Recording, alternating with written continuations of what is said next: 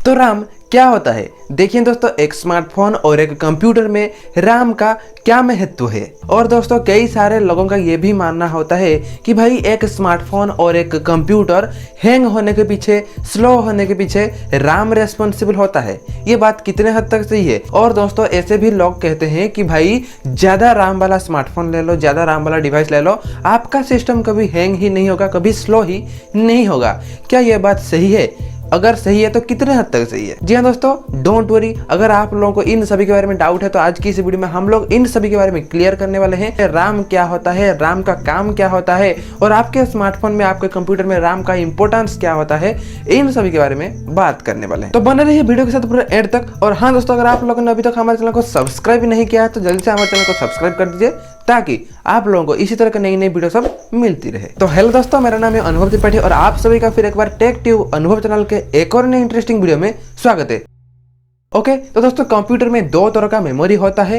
एक होता है प्राइमरी मेमोरी और दूसरा होता है सेकेंडरी मेमोरी। और फिर प्राइमरी मेमोरी भी दो तरह की होती है, एक होता है RAM और एक होता है ROM। जी हाँ दोस्तों, आज हम सिर्फ और सिर्फ RAM के ऊपर बात करने वाले हैं। ROM के बारे में, सेकेंडरी डिवाइस के बारे में, मतलब सेकेंडरी स्टोरेज के बारे में किसी और दिन, किसी अगले वीडियो में हम लोग बात करेंगे। ओके, तो RAM क्या होता है? देखिए दोस्तों, RAM का फुल फॉर्म होता है रैंडम एक्सेस मेमोरी। हम जब भी कंप्यूटर में, कोई स्मार्टफोन में कोई ऐप ओपन करते हैं, म्यूजिक सुनते हैं, वीडियो फाइल सब ओपन करते हैं, वो सबसे पहले हमारे सिस्टम में RAM के ऊपर लोड होता है और फिर उसके बाद जाके वो डाटा CPU तक पहुंचता है। तभी जाके हम उन सभी फाइल्स को एक्सेस कर सकते हैं, उन सभी वीडियोस, म्यूजिक फाइल्स को देख सकते हैं, यूज कर पाते हैं। ये RAM और CPU के बीच बहुत ही फास्ट कनेक्शन होता है, जिसकी वजह से ये डाटा सभी कुछ ही मिनटों के अंदर, कुछ ही सेकंड्स के अंदर RAM से CPU तक पहुंच जाता है और हम इन सभी डाटा को यूज कर पाते हैं।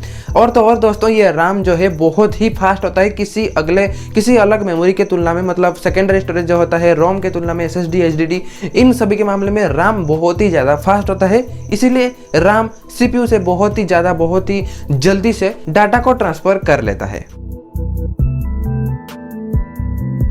तो RAM मतलब रैंडम एक्सेस मेमोरी। इसका मतलब यह है कि देखिए, हम RAM को जब भी चाहे, जब चाहे इसको रैंडमली एक्सेस कर सकते हैं। इसीलिए इसी को, ये RAM बहुत ही ज्यादा हमारे डिवाइस में, हमारे स्मार्टफोन में इंपॉर्टेंस दिया जाता है। देखिए, ये RAM एक वोलाटाइल मेमोरी है। दोस्तों, वोलाटाइल मेमोरी का मतलब यह है कि हम जब इस मेमोरी को पावर सप्लाई देते हैं तभी ये सभी डाटा को, अपने हिसाब से स्टोर कर रखता है। बट जब हम इससे पावर सप्लाई बंद कर देते हैं, पावर सप्लाई नहीं देते हैं, तब ये जो सभी डाटा को स्टोर करके रखता है वो सभी अपने आप ही डिलीट हो जाता है। आप जरूर ये नोटिस करते होंगे।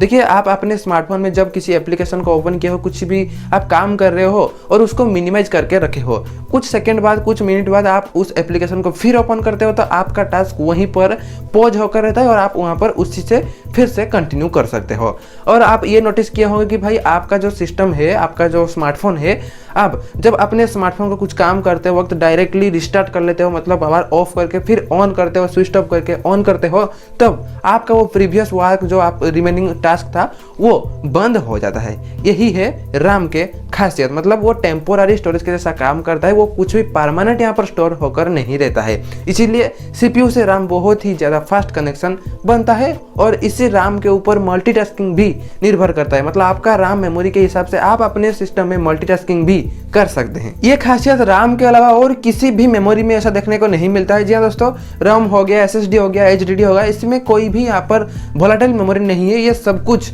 आपका परमानेंट स्टोरेज के जैसा काम करता है, यहाँ पर टेम्पोररी स्टोरेज के जैसा काम करता है ये RAM। देखिए दोस्तों, RAM भी दो तरह की होती है, एक होता है SRAM और एक होता है DRAM। SRAM मतलब स्टैटिक रैंडम एक्सेस मेमोरी और DRAM मतलब डायनामिक रैंडम एक्सेस मेमोरी। तो देखिए, आप अभी सिर्फ यही समझ लीजिए कि जो SRAM है वो ज्यादा स्पीड होता है DRAM के बदले में, और जो SRAM होता है वो ज्यादातर CPU के कैश डाटा के लिए यूज किया जाता है, और जो DRAM होता है वो मेन मेमोरी के तौर पर कई सारे डिवाइस में यूज में लिया जाता है। तो यही थी बात। तो देखिए दोस्तों, RAM के बारे में यही सब कुछ छोटी सी जानकारी आप लोगों को जाना था और यही सी फंडामेंटल बेसिक जानकारी थी RAM के ऊपर। देखिए दोस्तों, कई सारे लोगों का डाउट है कि हमारा जो सिस्टम है, हमारा जो स्मार्टफोन है, वो RAM के वजह से स्लो होता है, RAM की वजह से हैंग होता है।